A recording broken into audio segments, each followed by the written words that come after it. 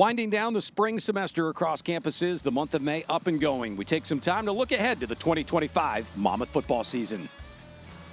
Very good afternoon. May Day, the first day of this glorious month of spring. Really excited to be here at Kessler Stadium. I'm Matt Harmon, Brandon London, Eddie Acapinti. We'll be talking Monmouth football for the next little bit. Looking forward to what is a season that so many people have expectations for this Hawk team after a 2024 of which Monmouth finished 6-6. Brandon, I'm going to go to you right away, if that's okay. First, great to have you with us today. Talk about it, if you can, from a player perspective. Spring football, you think it's a little bit of a grind, right? You know this fall season is a grind. The spring, any coach would say that's where so much improvement is done. Players can make moves up the depth chart, down the depth chart. But from a player perspective, what are you hoping to accomplish over the course of the spring season? First and foremost, thank you guys for having me sit in for Emery Hunt. I wore my Sunday's best clothing. As you know, he is a fashionista. But you know what? As a player, this is honestly the best time for you. You're finishing spring ball, like you said, the grind of the spring action, and you're going into those summer workouts. This is where, for the first time, you get to be selfish in football and worry about I. And it's a good selfish here, so stay with me, guys, because there's no I in team, right? But there's an I in detail. There's an I in technique. There's an I in win, and there's an I in championship. So when you're coming out of the spring and you've already picked up the offense or the defense, now you get to add coaching points to your workout. So when I work on my details, I work on my technique, then we will win a championship. So you're excited about grinding it out for the summer with your boys, who you all stay in the summer. You get your summer house. You wake up, work out. You maybe hit the beach or something, but you're doing team bonding exercises, because as soon as July, August hits, oh, it's for real. And that's where you don't have time to go back and work on that T-step. That's where you don't have time to go in and work in getting in and out of your breaks, because now within the next couple of weeks or a month or so, you're up to live bullets. You got to go out there and you've got to compete at a high level. So right now, you've come out of the spring, whether you had a up spring or a down spring, it really doesn't matter. It's just about building off of what you can build off of, working on your technique, getting into the groove with your guys, getting in sync, building that team chemistry, because you are up for the journey of your life once that opening kickoff kicks off. Bonus points for the Blazer. I think we're going to take points off because there's no pocket square. None, I mean, that is an Emery none. thing without a question. Emery is definitely going to text me after this and be like, where's the pocket square, bro? You know, we've got a really good show for you all during the course of our little bit of time that we'll talk Monmouth football. We'll have head coach Kevin Callahan, defensive coordinator Lewis Walker, offensive coordinator Jeff Gallo. We've got some pre-recorded interviews with players. We'll look ahead. We'll look back. Eddie, you and I have been around the Monmouth football program for a long time. This team now 30-plus years as a football program here at the university.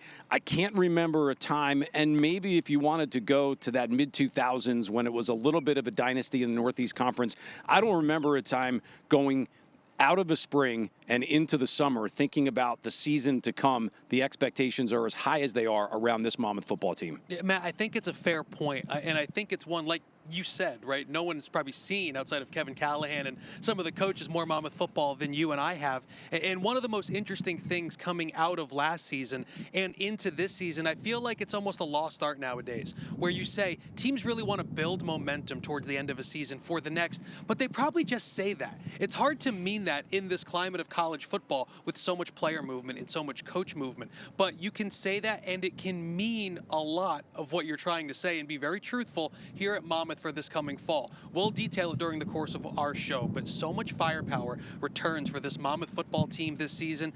Kevin Callahan back again, the architect of this Monmouth football program. Continuity on the staff as well.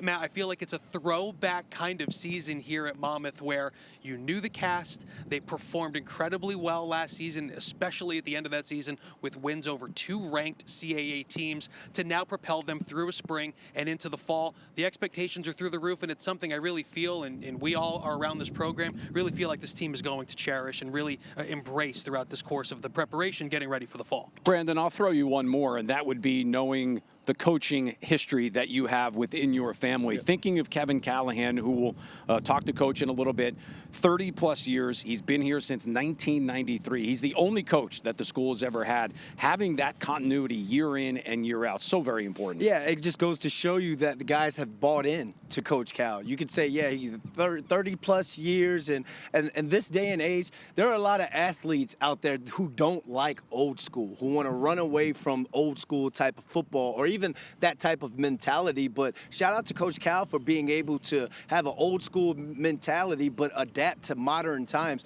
When you have a quarterback like Derek Robertson, you got guys like Scary Derry on your team, they could have easily hit the portal and gotten out of here. You see that when it comes to FCS and especially within the CAA. They get poached like there's some sort of like rare African animal or exotic animal out there. But for guys like that to come back and everyone to buy in and still have, 100% attendance and guys who are getting ready to stay here for the summer, that goes to show that you've built something here and guys want to see it through. You know, Brandon, and I think a point that you made there was one of the more interesting ones that I've heard, and it's something I've noticed with this Monmouth program throughout the years.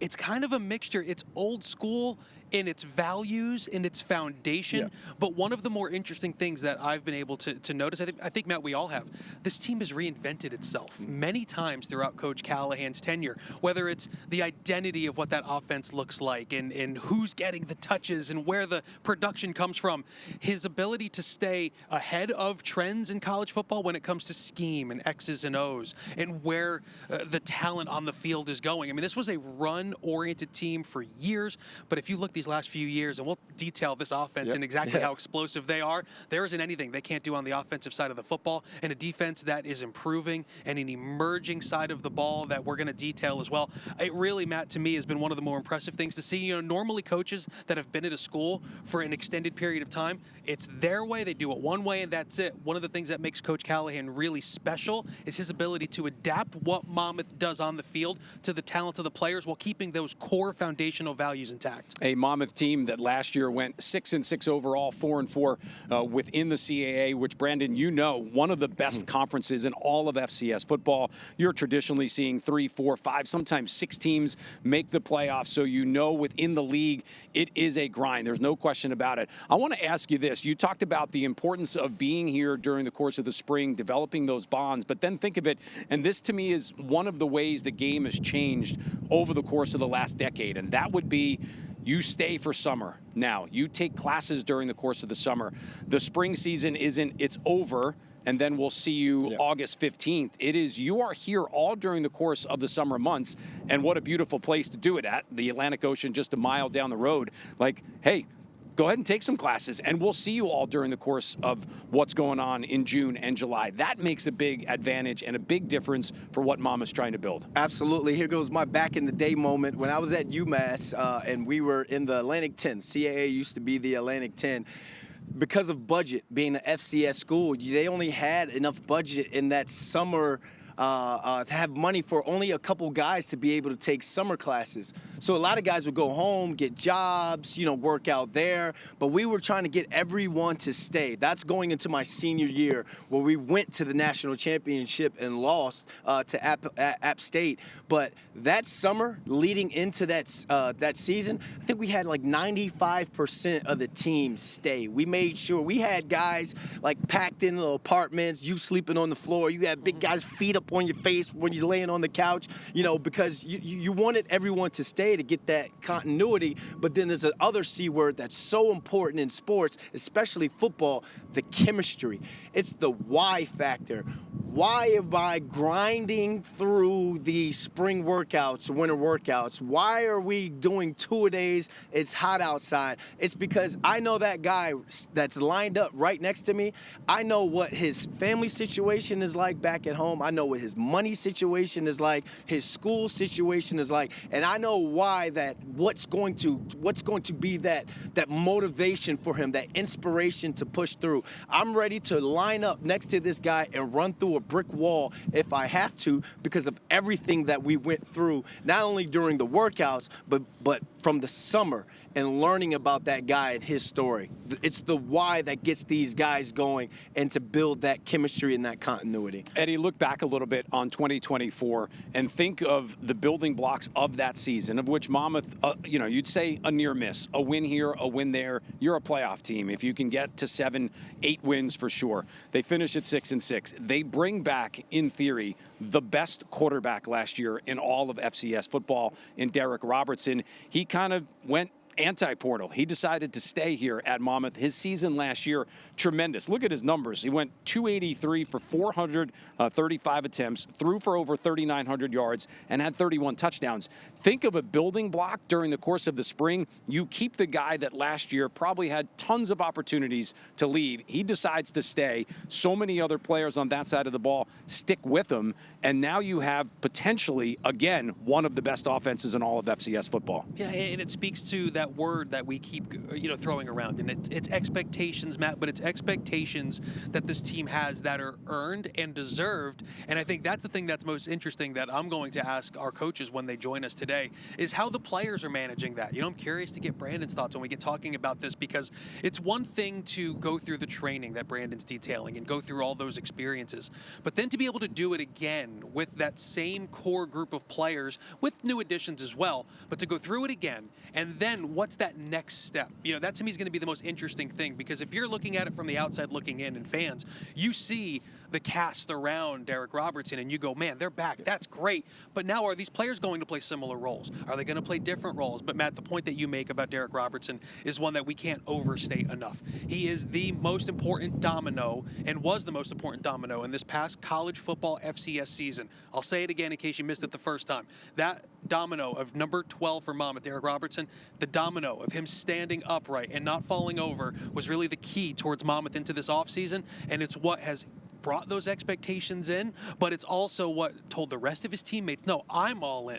Are you all in, right? A lot of talk, I think, nowadays. I mean, we talk for a living, so I can say it all the time. But it's a lot of talk. But, Brandon, those actions, I think, were so important. But we're seeing good business begets good business. And you couldn't get mad. We couldn't be upset with the Derek Robertson with the season that he had if he were to hit the portal and go somewhere. If someone were to throw him $50, $60, $100,000, we couldn't be mad at that. But the fact that he made a great business decision to stay, to see something through. Now you see guys like Josh Derry stay. You see guys like Gavin Nelson, TJ Spate. You see these guys stay because they believe in their leader.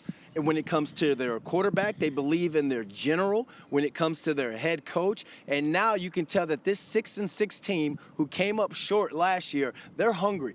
They want to come out and they want to put the CAA on notice, and that's what they're silently doing right now, and they're going to be loud and boisterous once that season kicks off. With those 6 wins a season ago, Monmouth had one of their biggest wins in program history. Some would argue the biggest win in program history.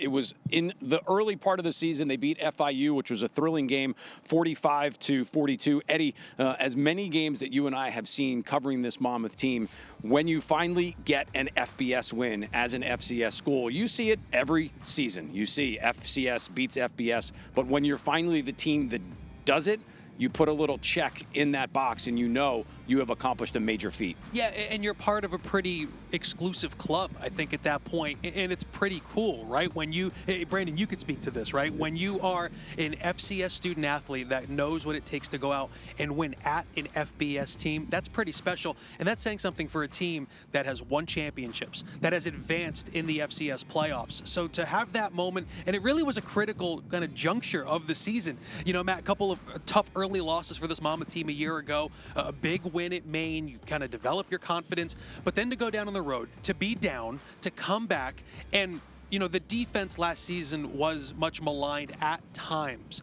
But you know what the biggest telling thing to me was last season about the defense? That it was a defensive play that ultimately sealed this win. It was a strip fumble from Deuce Lee right on the goal line with FIU going in. Listen, Matt, I was sitting in my car watching this game on my phone, parked, of course, on the side of the road. I was going crazy because of just that moment and knowing what it means for this program, for Coach Callahan, but for those student athletes as well.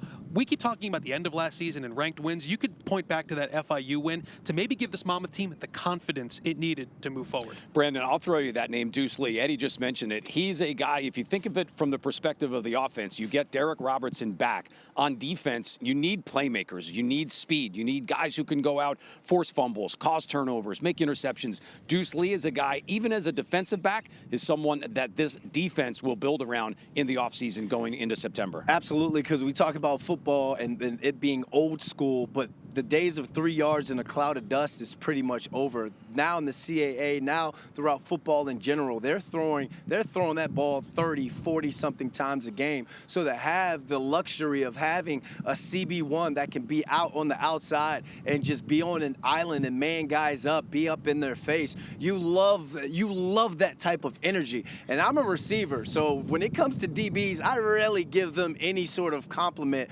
because it's like the beef or the rivalry of all time. I always call it lions versus hyena. Iron sharpens iron when we get up in each other's faces for one-on-ones. But as a receiver, if you're a guy like Josh Derry, you try and go up against a Deuce Lee every chance you have, every time you get the chance in one-on-ones, or if 7-on-7s, you see him across from you, you buck that chin strap up, and it's like, you know what? I'm gonna have to give my all. I'm gonna have to work my technique to beat this guy. So to have a guy like that in the secondary, it's only gonna make younger guys better. And if the pass rush continues to put pressure on a quarterback, this is a guy that can go out there, get you some interceptions, and we know how interceptions can change a game. Let's finish with a look at what 2024 was for this Monmouth team overall. Eddie, you mentioned it, started off a couple of tough games, Eastern Washington, Lafayette, then had the wins at Maine and FIU. The thing I think that this team needs to try and avoid during the course of this season is the dreaded 3-game losing streak that seemingly takes place for any team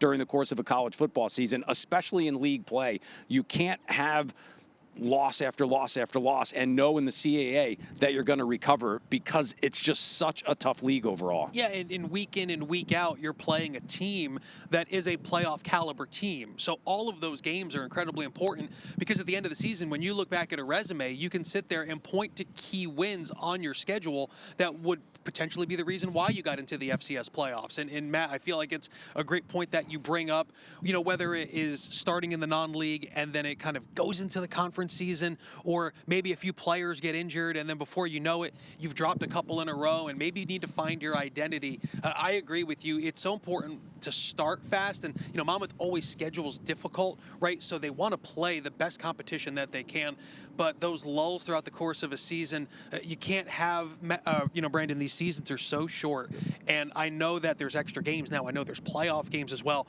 but just how important it is. I mean, it's what makes football so special and unique and why every single weekend is so important. Absolutely. If I was to sum up the Monmouth season last year, I would say they crashed the party, but they got kicked out of the club. They were able to beat the FIUs. They were able to beat 2 ranked teams, but they didn't make it to the playoffs. So sitting there at 6-6, when that final whistle blows and you're taking off that tape at your locker and you're like, the season's over. I know we got to go back through the winter workouts. We got to go back through all that grind just to be playing real football again.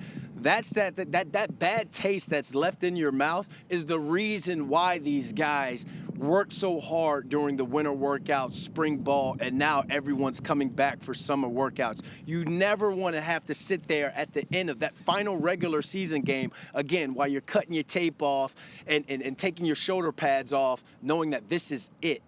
This team coming into 2025 that experienced the highs and lows of not only the CAA football but FCS football, to be able to go toe-to-toe with heavyweights but still not be the main fight on the ring card, that's left a bad taste in their mouth, and you can tell they're going to come out. They're coming for blood, and they're coming to stand on business and to really strengthen their reputation this 2025 season. Let's finish with this one, guys, and it would be, if you're looking at the 2024 season in totality, highs and lows, Brandon, just as you said. Eddie, I'll give you this one. At 4-6, there were some obvious concerns going into Game 11, Game 12. Villanova and Stony Brook, both ranked teams, both wound up being massive Monmouth wins. You could hang your hat on a couple of things. I would say, obviously, this team did not pack in the 2024 season. Right. Obviously, they wanted to make sure that they finished with at least a 500 record, both in league and overall. And oh, by the way, we're going to start knocking on the door of these teams and let them know in 2025 we're here to play. Yeah, it's kind of the point that we brought up earlier, right? And it's an old school thought, and maybe we as, broadcasters think about it more than the players on the field.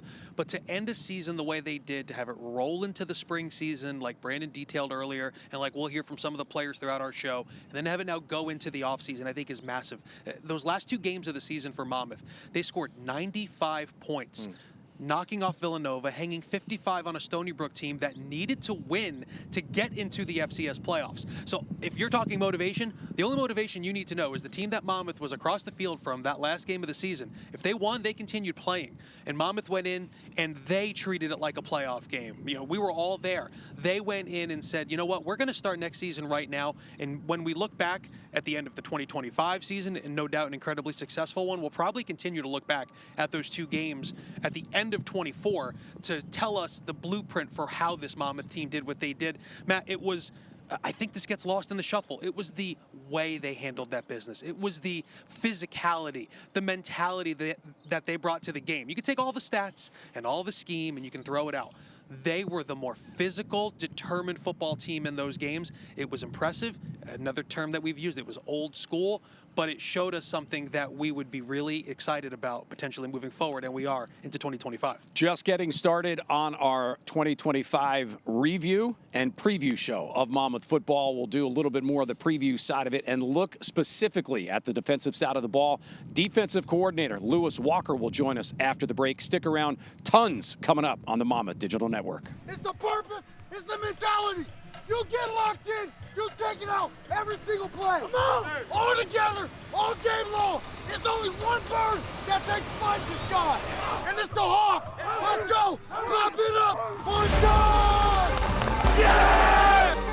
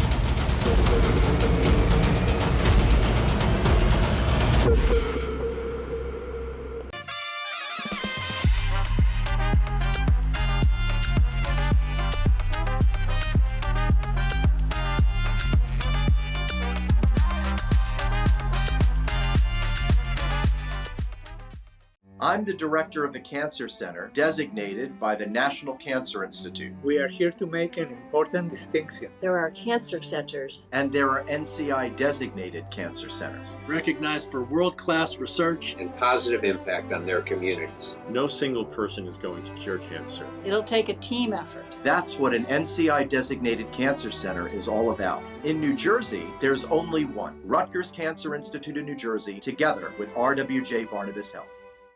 Whoever said that the shortest distance between 2 points is a straight line never said anything about the quality of the ride. With Coach USA, you can charter a luxury motor coach for all of your special occasions.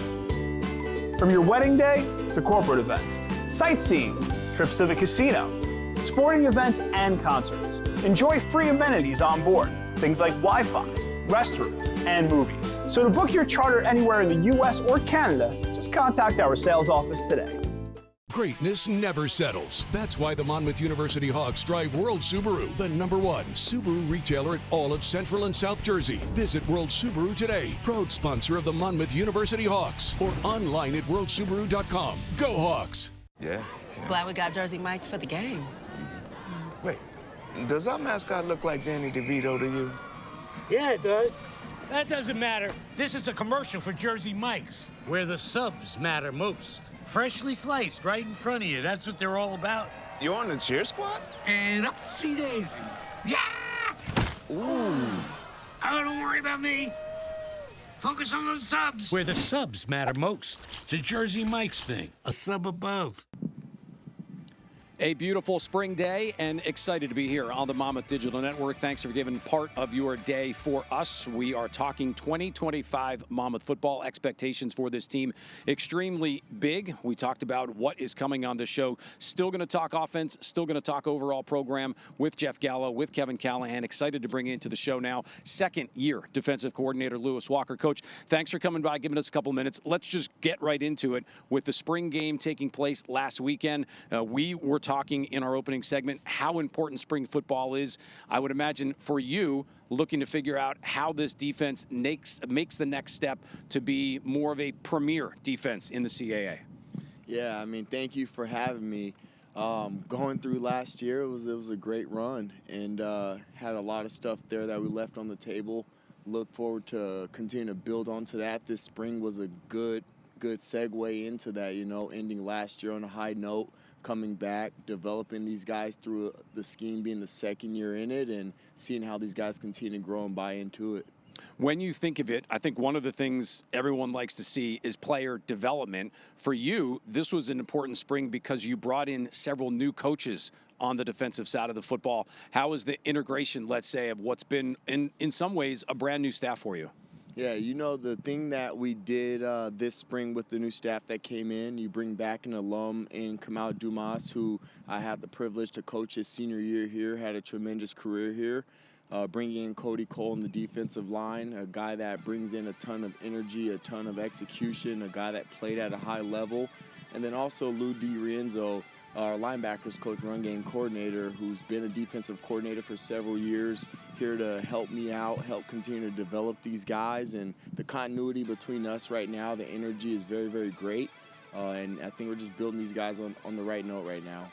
Coach, as we see, and it's great to see the new members of this coaching staff. You mentioned it with great Monmouth experience, with great football experience, all in. But I kind of want my question to go more of the totality of this defense, right? I remember catching up with you before year one last season, and there's so much that had to go into just that first year back for you, right, at a place that you've had success. Now as you enter year two as the defensive coordinator with some of these new members of the coaching staff with you and the student athletes who are continuing to develop, how does this defense assess this defense year two under defensive coordinator Lewis Walker now as you get ready for this pivotal season where we've talked about it, there's a lot of expectations for this football team? Yeah, the expectations are high, and the way that we kind of look at that is going into it and trying to keep up with our high-powered offense, which has been something that's been very successful here for years. And for us to come in, bring in a lot of new players, guys to integrate with the guys that are here, continuing to develop. The thing that I got to learn by calling a defense last year for the first time was just the holistic approach to it, not just looking at it from a secondary defensive back standpoint, and getting my feet in there and clawing in and finding the grit in these guys and continuing to propel them and put them in a situation to be successful. Coach, thanks for hopping on with this. I guess give us the 3 M's coming out of the spring. What's the message coming out? What's the motto coming out? And obviously, what momentum did you guys build coming out of this successful spring? Yeah, I mean, the message is it's what is our code, right? Play hard, play fast, play together. And if we can get those guys to continue to buy in and understand that, playing hard, that's everybody, It's us as coaches playing hard and coaching these guys to detail. That's our players playing hard and playing fast, which leads me into the next one, playing fast. It's a attention to detail from us as a coaching standpoint in terms of coaching, but our players understanding that they have to stay in their playbooks and notes, and then playing together. It's all of us celebrating each other's success. The model that we came out of this thing was just leadership, right? Effort, attitude, and discipline. And if we can do those things to continue to build on what we had last year, rolling off of a high note, coming into spring, continue to develop and do that. And then now we come back to this thing, and the momentum that we can build is we feel good where we ended last year, knowing that we still have a lot left, but it gave us that confidence that, we're here into the CAA to make an impact, and that's what we're trying to do now. Former DB, former wide receiver. It's like lions versus hyenas when we line up. Let's have some fun and bring the people into our world.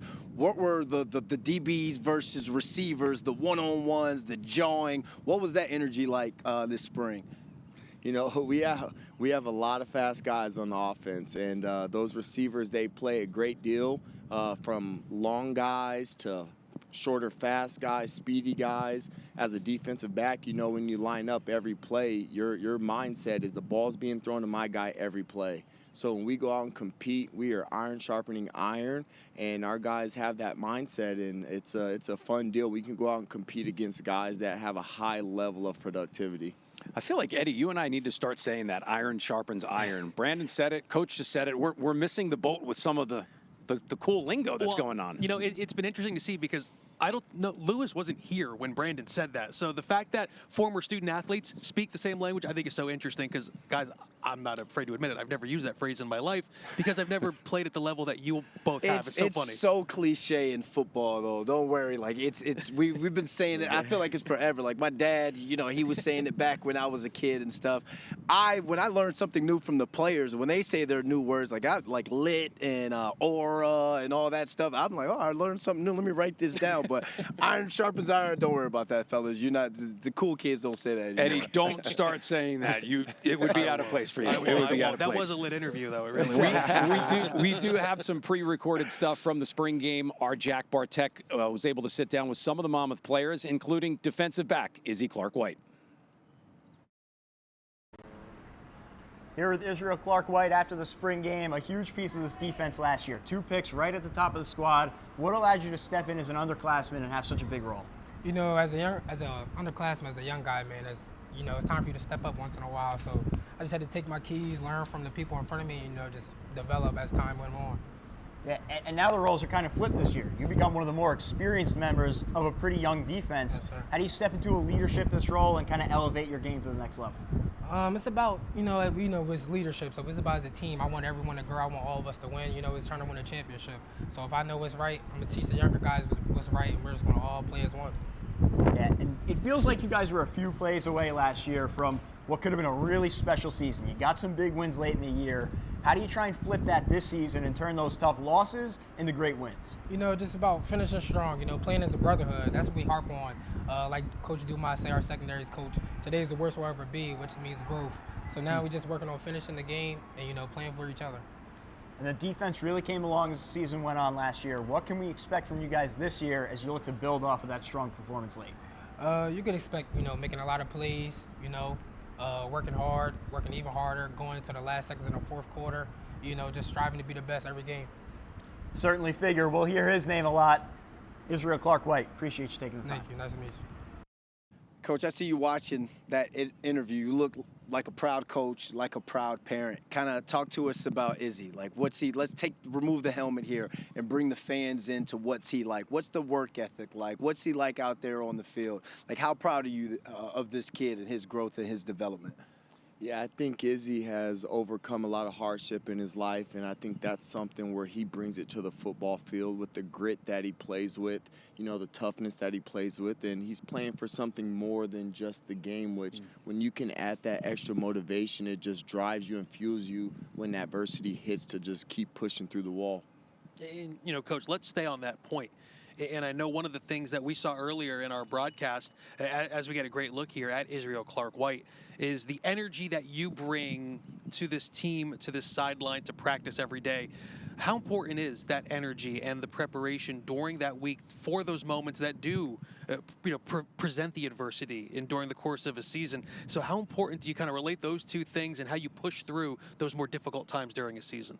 Yeah, for me, I'm big on energy, and that's something that we use here. It's something from my time from 17 to 21 here. Since I was a player, everything is just juice. And when we can do that, you're going to be able to pull guys into the party. And when you can pull guys in out of something that they may be in their own head with just because you're sending energy and positive vibes to them, it allows you to kind of get through and get to that next play mentality or to attack whatever's coming next. And so we try to filter that throughout our staff. It goes into our players, and that allows us to get back to what our mold and our code is just playing together.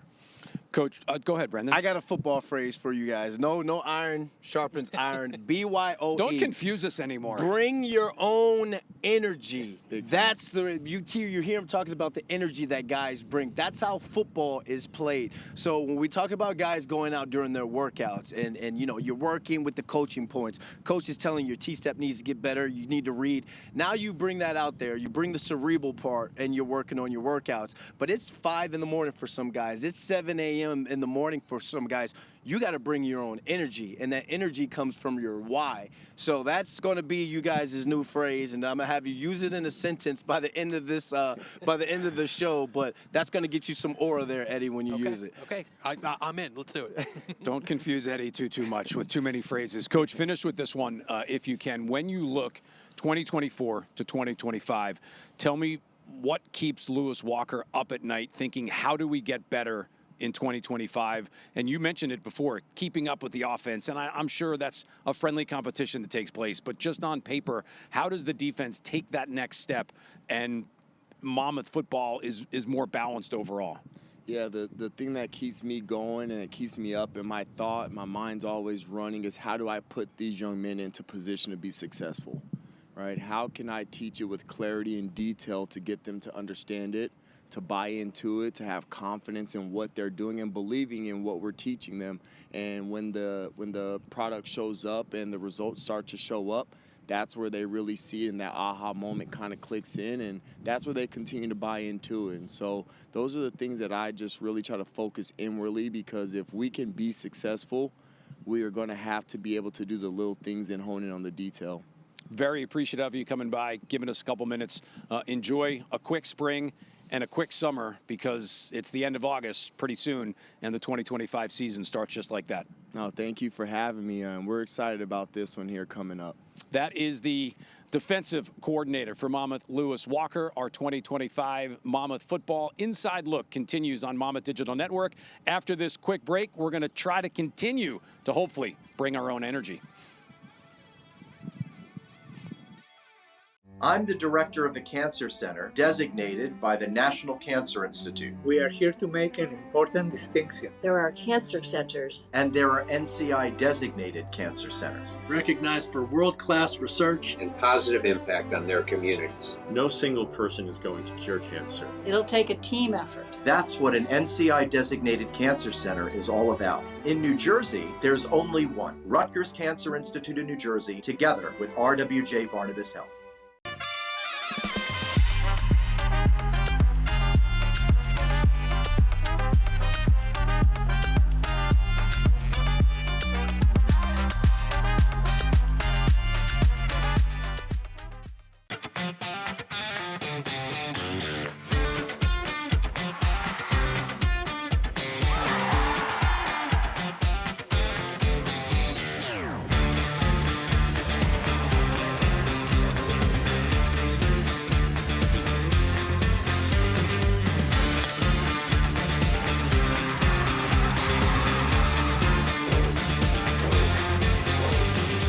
This is the CAA on Flow Sports.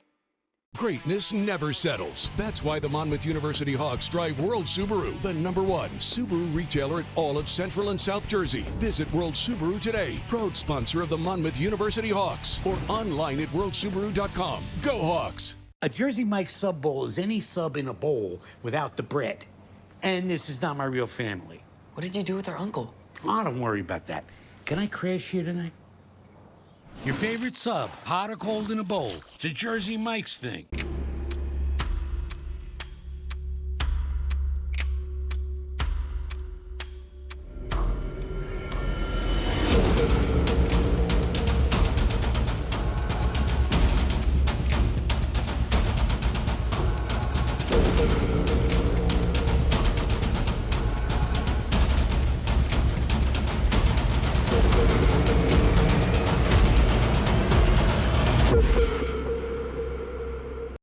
One side of the football discussed and checked off the box of our Monmouth football preview show here in 2025. We're live on the Monmouth Digital Network and having some fun talking Monmouth football. Looking at the defense, that was fun. Looking at the offense is always fun when we bring in offensive coordinator Jeff Gallo. Coach, thanks for coming by, giving us a couple minutes. I want to throw this one at you. I'm looking at the stats from last year, 39 points per game, number 2 in the country at the FCS level. And it seems like the top 5 is always a spot that Monmouth has now kind of lived in under your reign. I'll start with, what do you continue to do for an encore?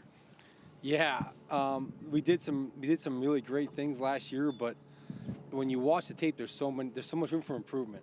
And I think that we feel as a staff and our players feel that way. And you go back and watch it, we did some great things, but there's a lot of room where, hey, you know, whether it be being better with the ball or being cleaner on some execution.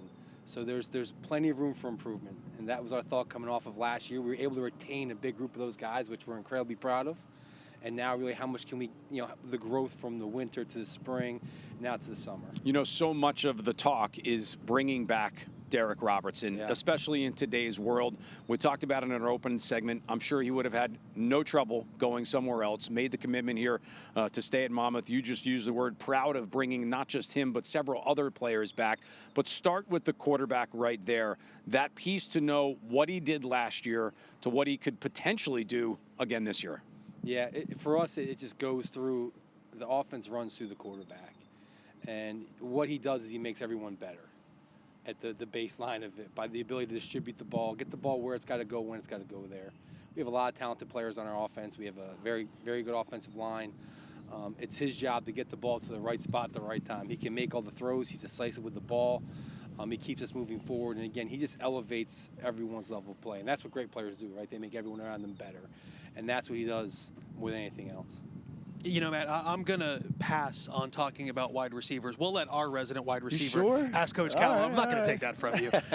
But I want to focus, you know, Coach, and it's great to see you, on another part of this offense. You know, for a couple of years before last season, we knew where this offense ran through, and the quarterback play's been great, but Jaden Sheridan and crew, and he's the one we highlight, but there's been so many great running backs come through. But what makes this offense truly special and unique is its ability to do everything well. And the development last year of Rodney Nelson was truly impressive. And it's not just him. Mekhi Green, we know the year that Sonaanto had leading the nation in touchdowns, but about Rodney, about this stable of talented running backs that I know you're adding to, and how that makes this offense not one-dimensional and one of, if not the best, most explosive offense in the country. Yeah.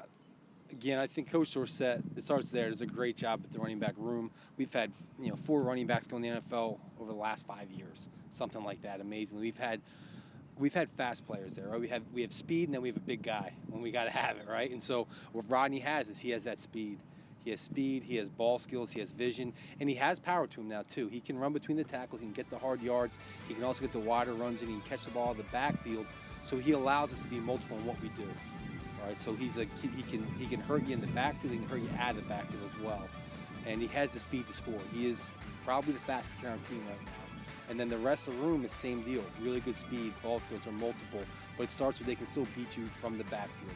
Line up in the pistol or the sidecar, they can get downhill and get the hard yards, but then the speed, when we get them to the third level, we get them past the linebacker depth, they can make that guy miss and score. And that's when we can be really dynamic and explosive, when a 20-yard run becomes a 60-yard run because you have a guy who can make it go. Coach, how you're able to have such a balanced offense should be like the 8th or 9th wonder in the world, because usually you see just a team that's heavy run, a team that's heavy pass, but you guys are able to do it both and do a great job of it. Since Eddie here is pushing me to talk about wide receivers, let's talk about the receivers here. When it comes to audition, like guys who, if you're a 3 to try and become a 2 to become a 1 to become the 1, what type of attributes or what type of things need to stick out on tape when you and the coaches evaluate for guys to, 1, move up the depth chart, but to 2, to be that guy that you're going to call upon on 3rd and 13? Yeah, I think 1 is speed, right? We want our guys, we want speed at the receiver spot, whether that be in the slot or outside. 2, the ability to make the contested catch. Right, so the speed to win the release, win the top of route, and then the ability to make that contested catch. And then everything you do without the ball. You know, how hard do you work? How hard, when you watch our biggest runs, our explosive plays, you're going to see our receivers run downfield and blocking.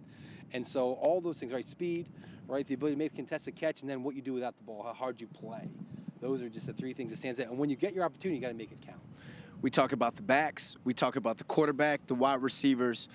the tight end position is something that's kind of evolved in your offense as well.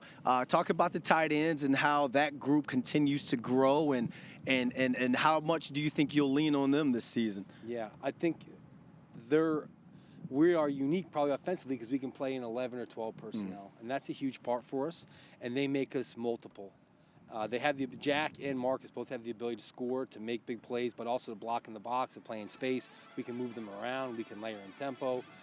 Our ability to attack you with different personnel, formations, and tempos makes us, dangerous or balanced. Because there's multiple ways we can do it, and we want to really define how the game is going to be played every week, and then let our playmakers get the ball and go from there. Coach, when you were talking about speed receivers, I was going to ask if you had any opening for me, because I may have had 1 year eligibility, but you said speed. I was a 4.6 guy in college. I'm out of this offense. Sorry.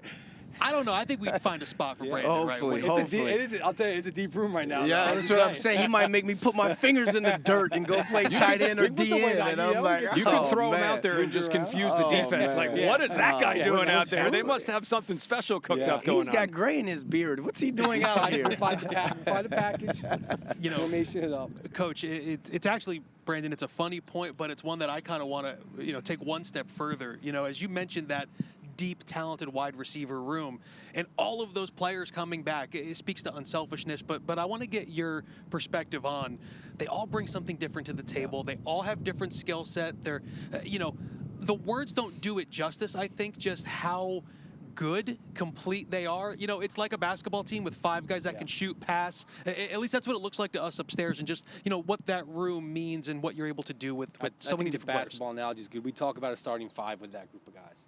Right, like there's guys who can come in and play. Kevin Callahan Jr. has done a phenomenal job in their receiver room, developing the skill sets they have. With Josh Derry, it is speed in the slot. Great ball skills and great speed right now. TJ Spate in the slot, he's got the speed, but he's even in and out. He was an option quarterback in high school. He's got some tailback in him, so can really hurt you in the reverse game as well. Gavin Nelson playing in the boundary is a fast outside receiver. Not the biggest kid, but he can make you pay. Max James is a longer, leaner, kind of sleeker guy with great ball skills. Trey Neal's a young guy who's got a little bit of everything to him. They're all smart. We can move them around on the field. We can formation it. They really make us multiple, and they all have the ability to make a big play, whether it be a contested catch or catch and run. And a lot of the success we have is because we have guys who the quarterbacks really get the ball different spots, and they can really make something happen with the ball in their hands. Coach, we were able to grab Josh Derry after the spring game. We'll throw into that. Jack Bartek was able to catch up with Josh, part of that very talented wide receiver group. We got Josh Derry here, big offensive piece from last season. Josh, you put up a huge offensive stat line last year. Talk about your relationship with your quarterback, Derek Robertson. You get him back this year. How do you get that offense firing on all cylinders with him? Yeah, he's just an amazing quarterback. It's one of the big reasons I'm here again for another year, of course. And just building a connection with him, working with him every day, getting the film, building the field. Just an amazing guy, great quarterback. And coming to this year, firing on all cylinders. Basically coming off last year with that momentum and just coming to this year ready to win a championship. That's the goal. And you guys had so many great pieces on offense last year. You're bringing back a ton of them. Talk to me about that wide receiver room. How do you guys spread the load across so many great talents and keep that relationship in check?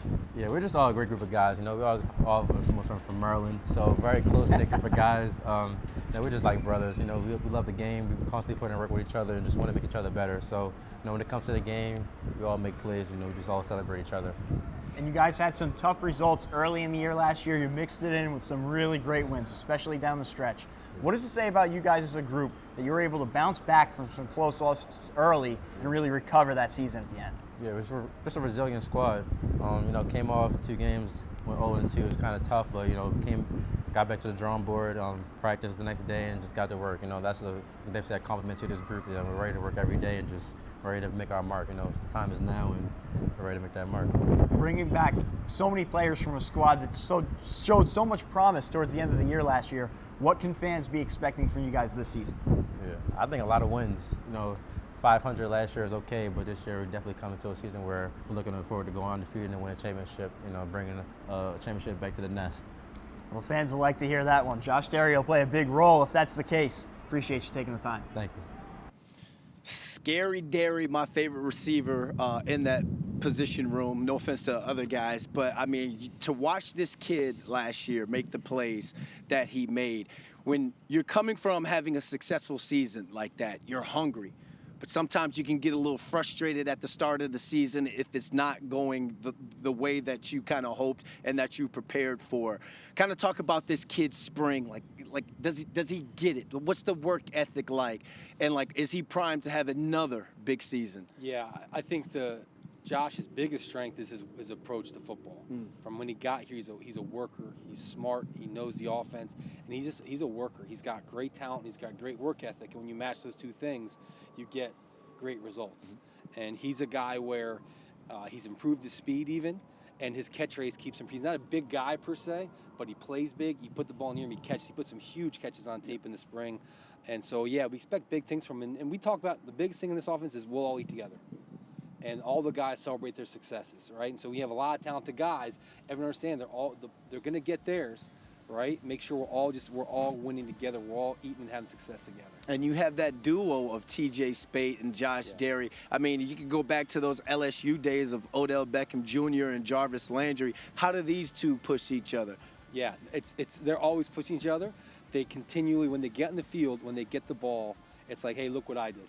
You know, and in a good way. In a good way. Again, it's all about celebrating each other's successes and knowing. I think they know they're getting their touches, and they know that how they can impact the game, both of them. And while they're similar body types, the skill sets are slightly different. They can still win the slot, period, but they also have some different skill sets that make them unique to what they do. And you mentioned earlier the things that make Derek Robertson special, and it's kind of how we kicked off this offensive conversation. But I want to just go one step even deeper to that.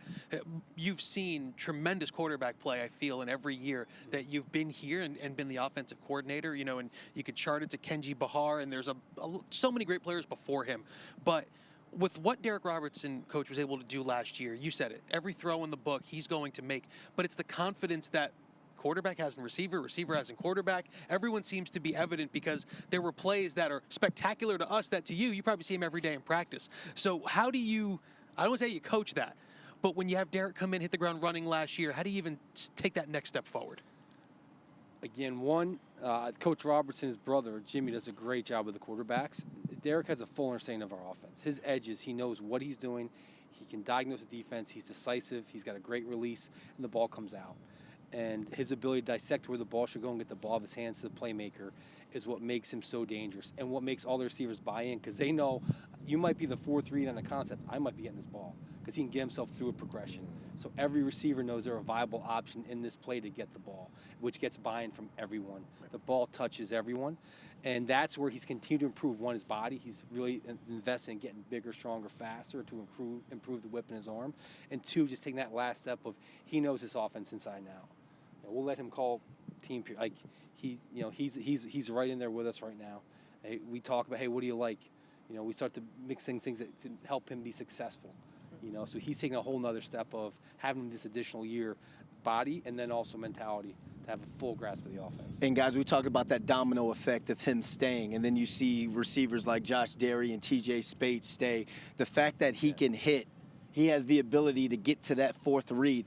That's a domino effect of well, because that holds a receiver room accountable. So now, like he's saying, if you're on the back side of a route, usually with like a backup quarterback or a young guy, you may be jogging through the route or going through the motions or saving your energy. No, with a quarterback like Derek, you're just as valuable as number one. So you're going to run that. You have to run that route like you are the main read, because if he comes back to you and he throws that out there, and let's say you just had some clear out route 100%. And you just ran it just to clear out, not to get the ball, that 2 to 3 steps to where you see guys may try to speed up and not get that catch, that's because we know you didn't put maximum effort in there. So it's a luxury to have a quarterback like that, because it holds your receiver room accountable. I do feel, Brandon, you're doing a great job of trying to get yourself into that wide receiver room and maybe take advantage of a series here or there. I'm in front of the OC right here. I'm trying to get a job. I don't know how long this TV thing is going to work out. But he did.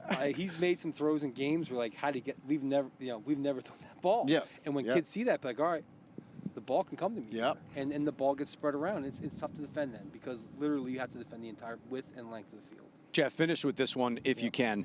You have so many weapons. You've had so many weapons here as the offensive coordinator.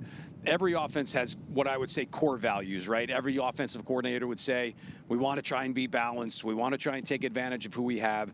How does Jeff Gallo, offensive coordinator, not become a mad scientist and try and do too much with what he has, but also stay true to who he feels like the Monmouth offense can be? 100%. One, it's players and plays, right? Who are your best players?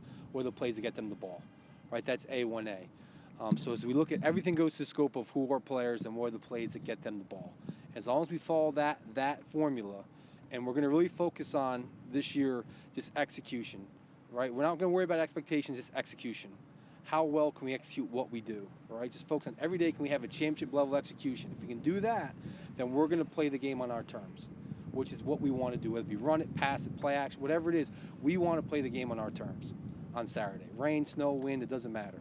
And so if we really focus on, right, getting our players ready, find the plays that fit them, and then preparing at a championship level and going and executing at that level, we're gonna have a say in how the game is played. Appreciate you coming by, as always, giving us some time. Can't wait during the course of the season to say London splits out wide right on the TV broadcast. That will be fantastic. Security, get him off the field. Jeff Gallo, offensive coordinator. We're going to take a quick timeout. When we come back, we'll have the head coach, Monmouth head man, Kevin Callahan.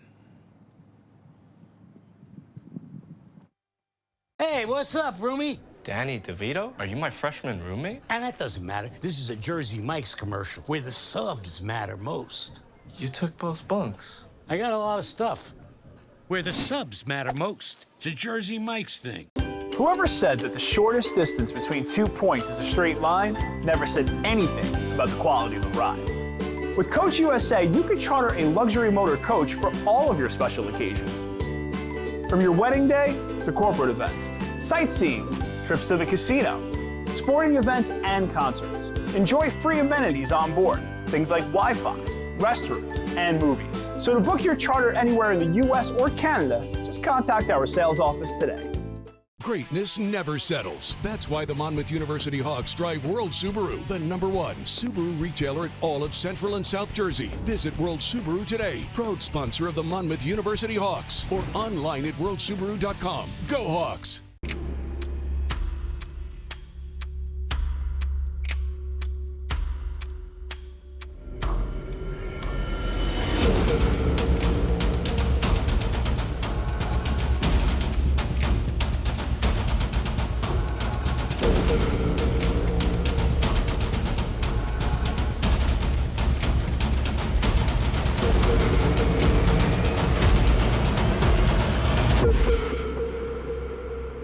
I'm the director of the Cancer Center, designated by the National Cancer Institute. We are here to make an important distinction. There are cancer centers. And there are NCI-designated cancer centers. Recognized for world-class research and positive impact on their communities. No single person is going to cure cancer. It'll take a team effort. That's what an NCI-designated cancer center is all about. In New Jersey, there's only one. Rutgers Cancer Institute in New Jersey, together with RWJ Barnabas Health.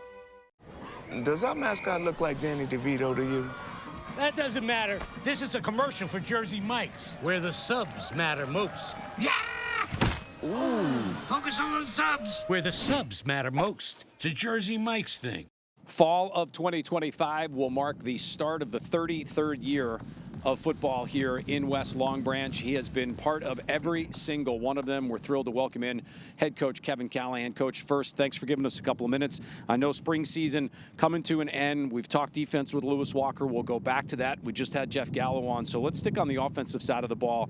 And I know you've answered this question a ton, but I think we would be remiss without asking you about Derek Robertson deciding to stay and hopefully lead what will be another tremendous offense. Well, obviously it's tremendous for our football team just to have him here and to, have him return this year. He's an outstanding player, as you guys know. There's nothing that he can't accomplish, nothing that he can't do on the football field.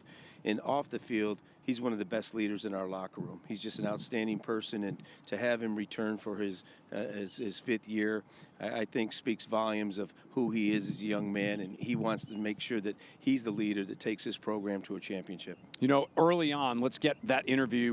We kept Jack Bartek busy all during the course of the spring game. He was able to catch up with Derek Robertson. Let's play that now for you. Come back on the other side, talk a little bit more about the Monmouth offense. Here with QB1 Derek Robertson. Derek, such a huge year for you last year. What allowed you to really unlock that potential and put up the record-breaking season you did? Yeah, you know, I mean, it was just the work we put in each and every single day, each and every single week in practice. And, you know, I'm also lucky enough to, you know, be around some pretty talented players on offense. You know, our receivers are unbelievable. Our O-line does an unbelievable job. Our tight ends are, you know, I think some of the best in the country. And then our running backs are also top tier. So it's really a lot of work that they put in, and I'm just lucky to be a part of it. Yeah, you mentioned that great offensive unit all around. You bring a lot back from last year. Talk about that continuity, getting a lot of those guys back. How important is that for you guys as an offense? Yeah, it's been huge. I mean, especially in today's day and age, it's tough to, you know, to keep people like we did. We got everyone coming back on offense. It's been a lot of work we put in since the end of the last season. And you know, we're a really close group. Our relationships are really good. And that's going to be huge for us come fall. And to the point you just made, after your great year last year, you probably could have taken your pick of, you know, where you were going to spend your last year. You could have went out on a high note. Why come back to Monmouth for this year of eligibility? To win a championship. We all want to win a championship. That's really all I care about. I want to make a championship, win a championship, make a run in the playoffs, and that's really all I care about. Yeah, I know you got a good relationship with your brothers. You're kind of following in their footsteps, getting to work with your brother last year and again this season. How cool is that for you? And just talk to me about that experience. Yeah, it's cool. I mean, it definitely means a lot. You know, we're really close. My whole family is really close. You know, pretty much every single member of my family come to every game now because they're able to. And it just means a lot to be able to work with him every single day. You know, I love him, love every single person, you know, part of my family, so it's really special. And nobody knows this team better than you. Big season coming up. What can fans look for? Who should they be expecting to make some big-time plays, and what can they look for you guys out of a group?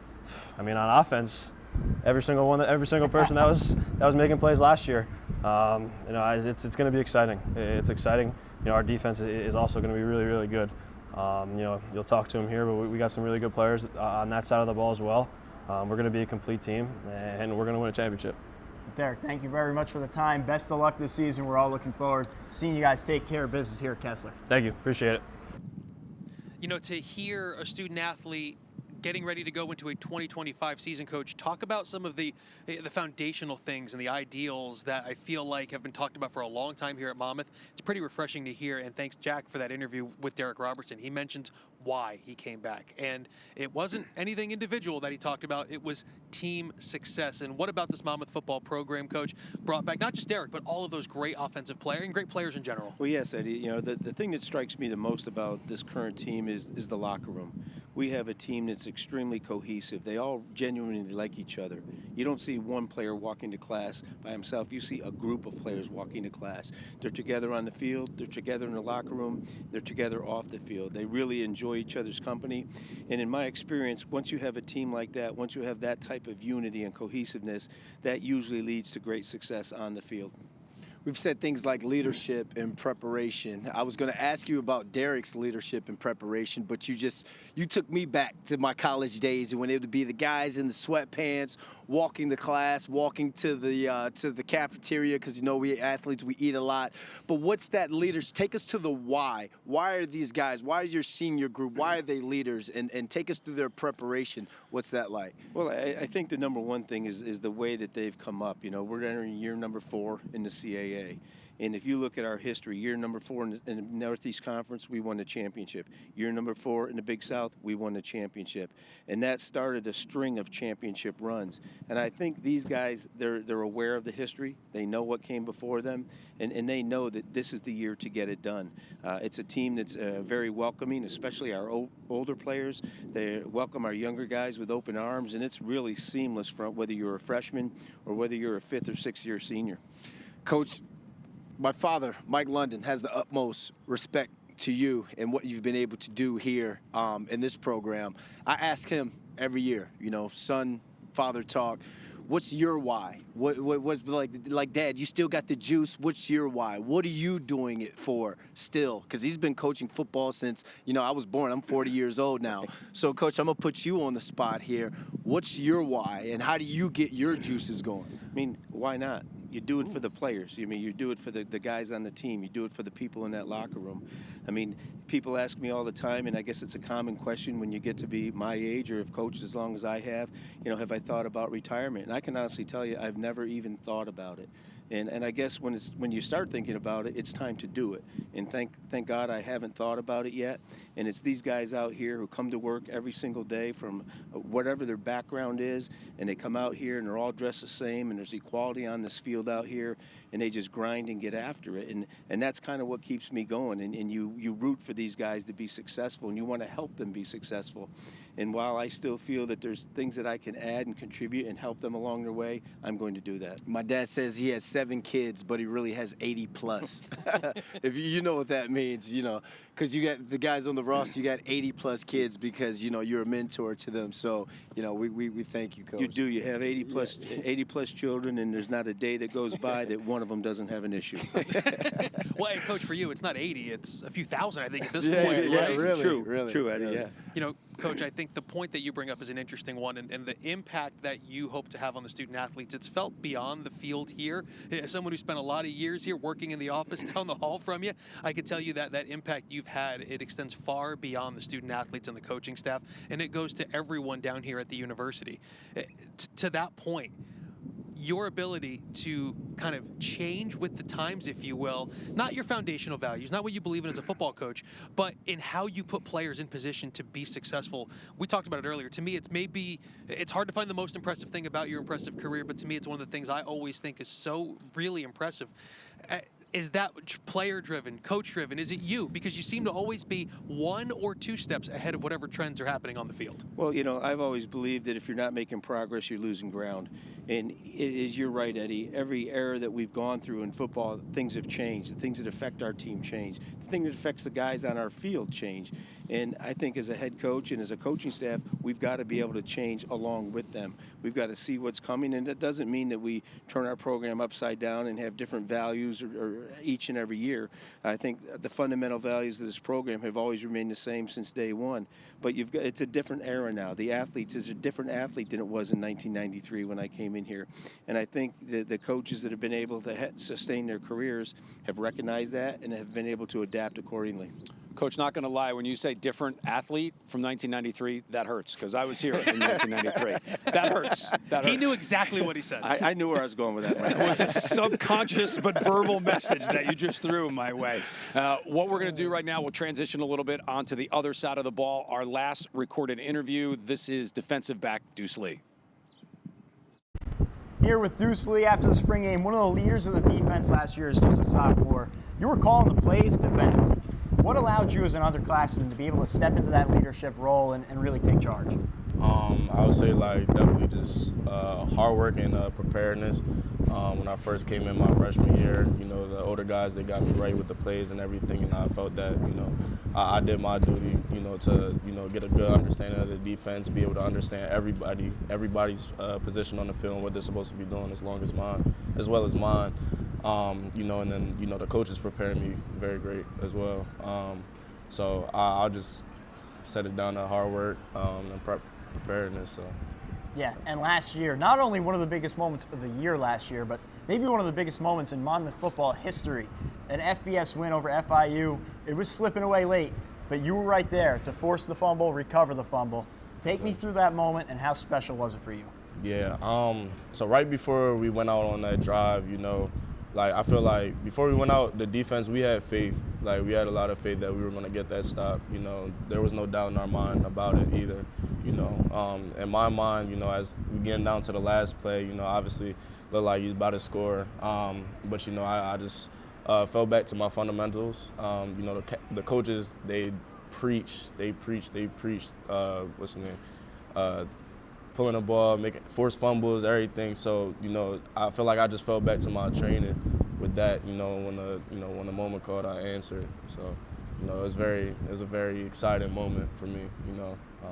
So yeah. Yeah, and that was one of a couple of big wins for you guys last year, including 2 ranked wins to end the year. After a bit of a tough start to the season, I feel like it says a lot about you guys that you were able to pull up the bootstraps and finish the year strong.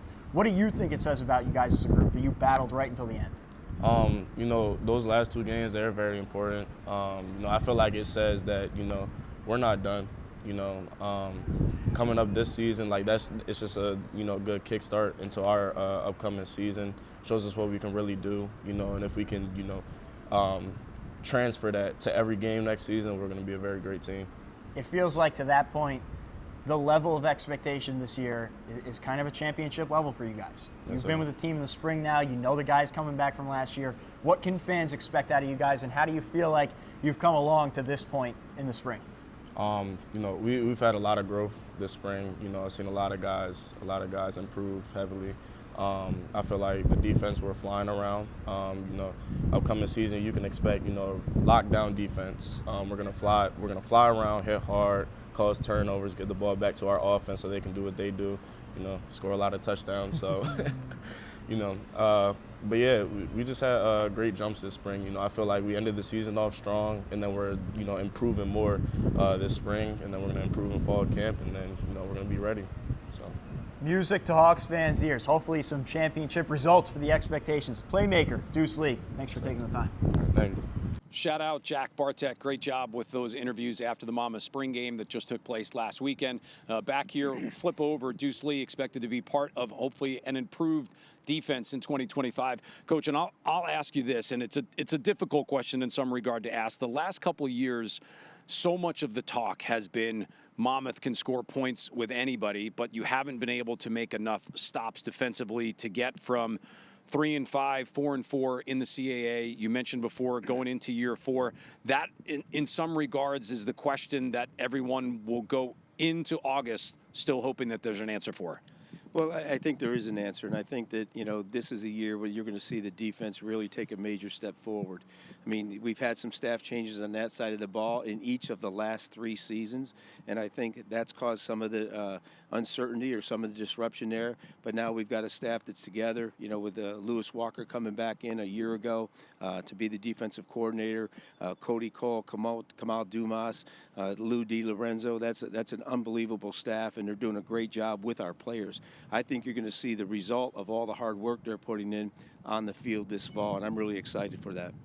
And, Coach, it would kind of mirror up, and I know that we're looking forward to the 2025 season, but I think we have to look back to look forward, and whether Monmouth was entering the Northeast Conference or Monmouth was entering the Big South, one of the hallmarks of the program is continued improvement and then figuring out what it takes to compete for championships in those leagues. We've already seen it in 2 other leagues. You feel like this group is the group to have that breakthrough moment in year 4 in the CAA? I do, Eddie. And, you know, when we first were in the NEC, it was all about getting scholarship-level players because we started, as you know, as a non-scholarship program.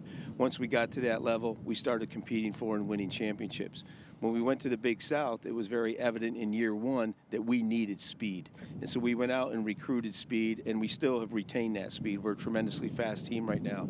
Then as we transitioned to the CAA, it was all about speed plus size.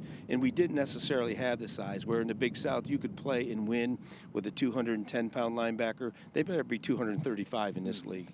And so we've gradually been able to up that size that matches the speed, and I think we finally, this season, will be able to put it all together. Coach, in that interview with Deuce, you hear the word expectations a lot. Expectations could be a good and a bad thing because sometimes it makes guys play a little tight. You don't want guys to be out there to be loose. So how do you get that message across to tell that defense, run around, fly around, but have a fun focused out there? Well, you know, really that's quite easy because I think this team, this defense, expects a lot of themselves. They expect themselves to perform at a high level, and they go about that. They're probably more critical of themselves than they are of the team in general, or than the coaches are of them. They go out and they expect to perform at a high level, and if they don't in a practice, they're not happy about it. So they come back the next time, and they're working extra hard to do that. I think the expectation is that every guy is going to play to the best of their ability, whether it's at a practice, whether it's at a game. And once you have an attitude like that that permeates the entire unit, that's when you know you have something. I didn't miss that you said non-scholarship in 1993, that we had to get to scholarship. I put that in there just so the people that remember the 93 comment 35 years we've known each other. You keep just knocking me over the head with the hammer. Coach, I really appreciate you coming by, giving us a couple of minutes. Last one for me to wrap it up, which would be going into this season, coming out of spring, going into summer, everyone is talking about Monmouth in 2025. How are you going to keep everybody with their feet on the ground during the course of this offseason, preseason, before the start of the year? Well, I think that's fairly easy. First of all, this is a team that we've taken our lumps over the last 3 seasons, our first 3 in the conference. Our players know to a guy that this is our season. And I can tell you what, it is. So be ready for the Hawks in 25. We appreciate you coming by. That is Monmouth head coach Kevin Callahan. We're going to step out, take one more timeout, come back with a final comment from each of us, a look at the 2025 season, and a so long to spring here in Jersey.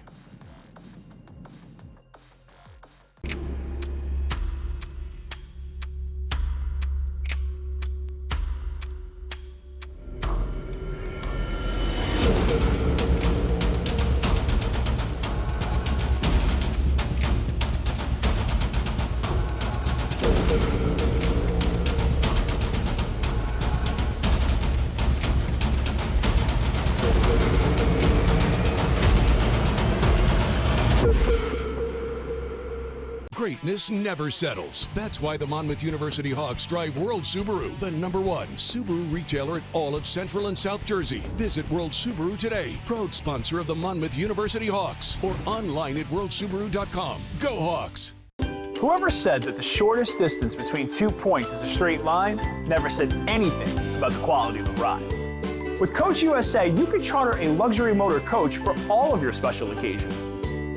From your wedding day to corporate events, sightseeing, trips to the casino, sporting events, and concerts. Enjoy free amenities on board, things like Wi-Fi, restrooms, and movies. So to book your charter anywhere in the US or Canada, just contact our sales office today. This is where everything starts. It's a place of new beginnings, new opportunities, and a new identity. We are the Coastal Athletic Association, and from the beaches to the city streets, we are united to succeed at an elite level, in competition, in our communities, in our lives. This is the tide that lifts us, the fire that burns inside all of us. This is our moment, our new chapter. We are the CAA, and we are united in excellence.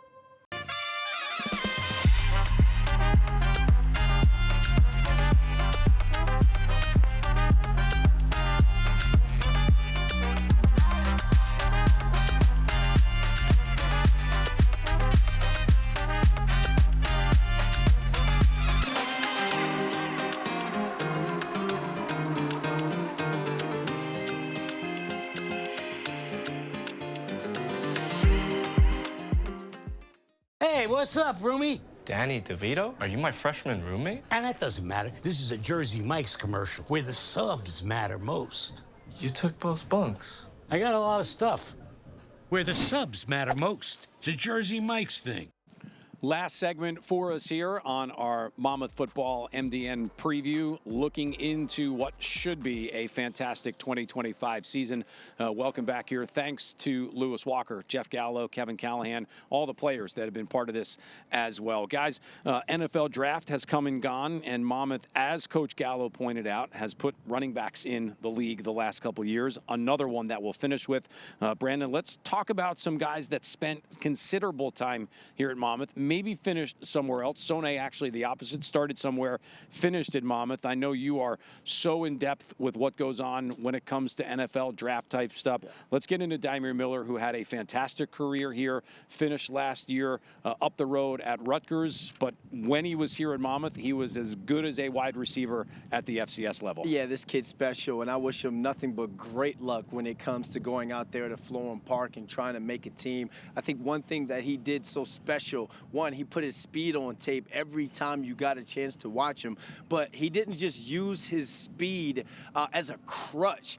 He was a guy that could make the play, come down with the football. You see him here breaking away from guys. But when you watch this kid's highlight tape when he was here and at Rutgers, he would high point footballs. He would catch the ball with his hands across the middle. You don't see that when it comes to some of the guys that come out of FCS. It's like they never really worked entirely on their skill set. But here's a guy that can catch a football, get up the field. I think he's going to have a great chance of making the team when it comes to the New York Jets. Obviously, he's got to handle the special teams aspect of it, but they're a team that's looking for wide receiver 2 or wide receiver 2 on down. I think he can sneak up on that roster, get acclimated to NFL speed, and then bam, we may be talking about him playing alongside or on the opposite side of a guy like Garrett Wilson once he builds himself into an NFL wide receiver. I think I can use the phrase right now, iron sharpens iron, because Dymere Miller may have gotten as good as he did going against a guy like Mike Reed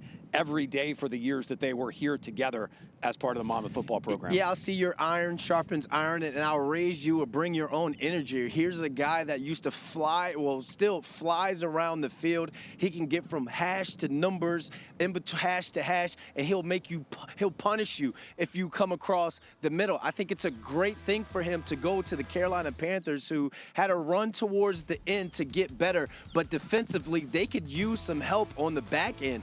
You don't see safeties that are able to have the ball skills like he has. You see him right there with the pass breakup. You've seen times where he's high-pointed footballs and have come down with some big plays. I think Mike Reed, again, it's a special teams thing when you come in as an undrafted free agent, but to make the team on special teams or using special teams, it favors the defensive backs because they're used to running around and making tackles. I think Mike Reed could be a guy that, hey, if you don't make the team, you get on that practice squad, it doesn't matter. You get in there, you get your foot in the door, and then you make some plays, and then you get bumped up to that 53. Talk about a guy that was a ton of fun to have around the Monmouth football program for the last couple of years. I don't know whether it was myself, whether it was Eddie.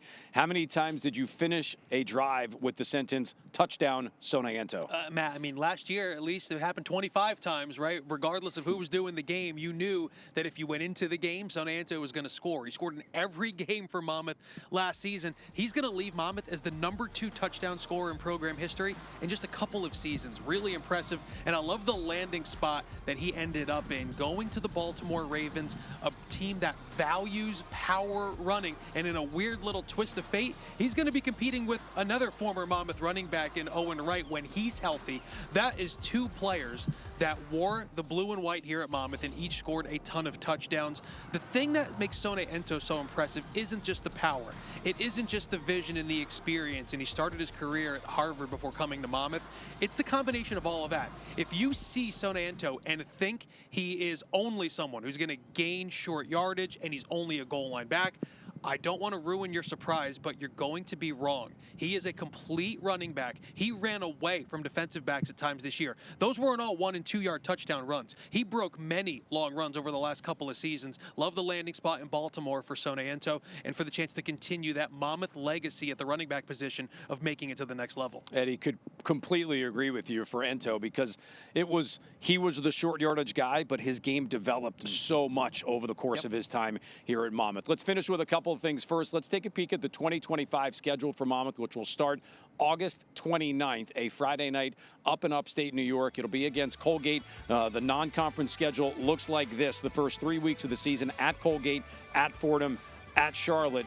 Brandon, that's tough. You open up 3 straight on the road. You've got an FBS team there in Charlotte as well. Wins always hard to come by. Kevin Callahan always challenges his team with a difficult non-league schedule. Absolutely, but if the days of being in the CAA and just looking at teams and circling win-loss, those days are over. Each week is a dogfight. So one, you got to bring your own energy. 2, you have to work your technique because it could be that one slip-up, that one time, Eddie, that you don't dive for a ball, that one time you have that missed assignment. That could cost you a game and that can cost you the playoffs. So each week in and out in the CAA, is a playoff game. But at the end of the day, you handle business out of conference, you take care of business in the conference, and then you're sitting there waiting for Selection Sunday, and you're not hoping for guys or teams to lose games. You're sitting there in the driver's seat, and that's what Monmouth has a chance to do this season with this schedule and this team that they're about to put back onto the football field. Yeah, and we see year in and year out in the CAA, you mentioned it, every single week, there is no top, bottom. Every week is incredibly difficult, but you know you're going to get multiple teams into the FCS playoffs every single season. They've done it as going back as far as, records are even kept, and not just 2, right? They're getting 3, 4, 5, maybe even more teams into the playoffs. So what it does is it puts a premium, like we've discussed so far today, at every single week being an important game, whether it's non-conference and wanting to boost that resume, or you're in the league and needing a statement win. Monmouth can stay in its league and get those key marquee top 25 wins like they did at the end of last season and take care of business, Brandon, as you said. But it's always a tough schedule. Once you get into that grind of CAA play, it really puts a premium on your depth. It puts a premium on can you stay healthy and put good games together in a row. Matt, you mentioned it earlier.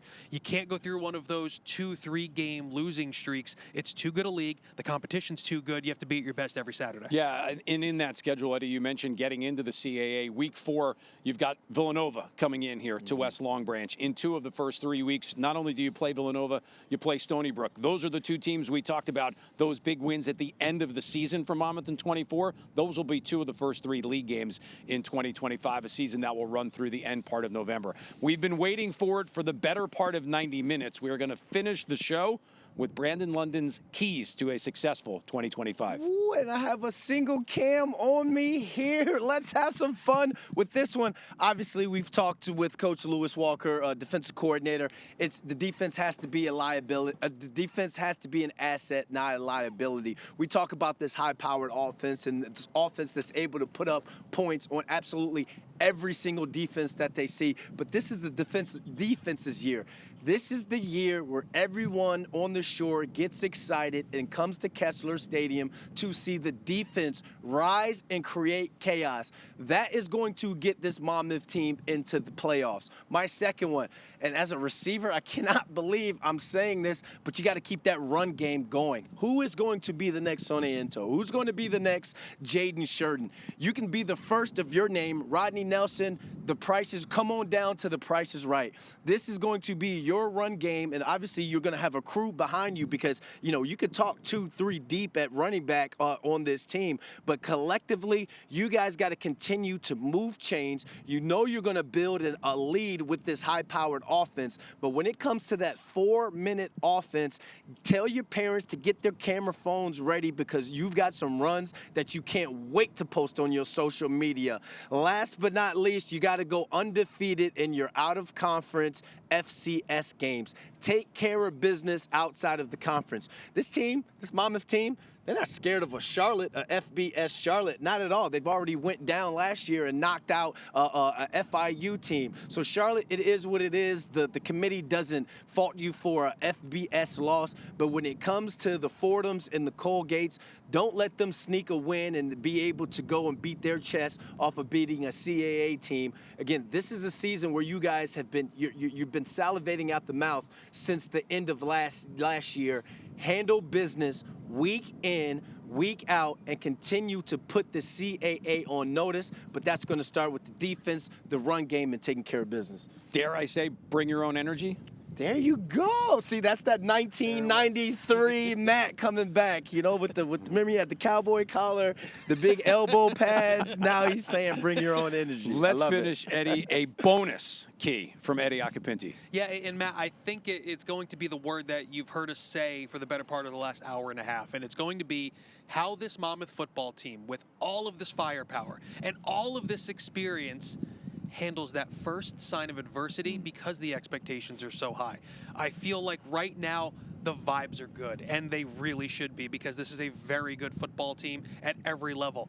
It's that first sign of adversity, whether it's most likely on the road in one of those first 3 games, how they handle it. We know, the coaches know, the players know they can, but it's then going out and doing it that starts to give you that confidence. It's the FIU game from a season ago, then what's that moment this year? It's how they handle that adversity with the weight of the expectations on their shoulders that I think could tell the story of this team. Matt, we've seen it, and I don't want to go too far back.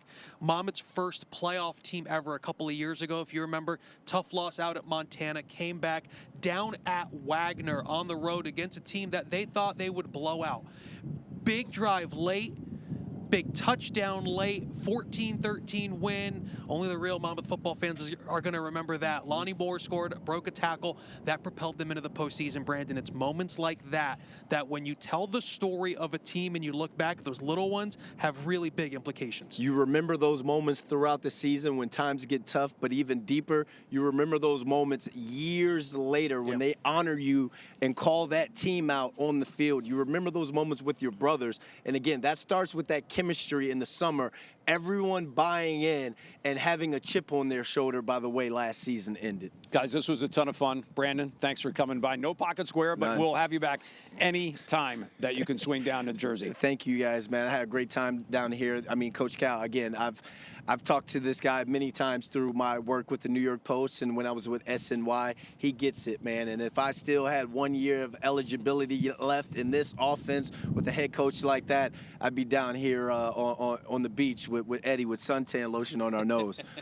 Eddie, I know you're looking forward to it. I am as well. Get the season back up and go in 2025. Fall can't come soon enough. Agree. We love summer down here, but there's nothing better than fall on the Jersey Shore in Monmouth football. Matt, thank you. Our producer-director, Andrew Kurtz, a fantastic job by all of our students here today.